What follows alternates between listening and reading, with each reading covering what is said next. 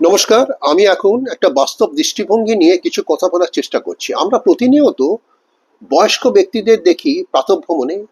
তাঁরা ভ্রমণ করেন। কখনো কখনো তাঁরা একটা জায়গায় বসেন, সুখ দুঃখের কথা ভাগ করে নেন, অনেক আনন্দে থাকেন। কিন্তু আজ থেকে 10-15 বছর পর একটা বিরাট সংখ্যক বয়স্ক ব্যক্তি এই পৃথিবী থেকে বিদায় নেবেন। কারণ কি? কারণ এটা হচ্ছে একটা ধ্রুব সত্য। মৃত্যু আসবে। বর্তমান তরুণ প্রজন্ম কি সেই জায়গাটা পূরণ করতে পারবে? না। তরুণ প্রজন্মের কাছে আবেগ, হাসি, ঠাট্টা এর পরিমাণটা অনেকাংশে কমে গেছে। এই যুব সমাজ যখন বৃদ্ধ হবেন, তখন কি আর প্রাতঃভ্রমণে বেরিয়ে আসবেন?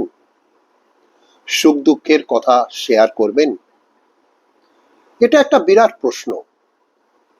আশা করি না। মিলবে না বৃদ্ধদের হাঁটা, বা কখনো কখনো বৃদ্ধদের হাসি। স্তব্ধ হয়ে যাবে পাখির কুঞ্জন। কারণ কি?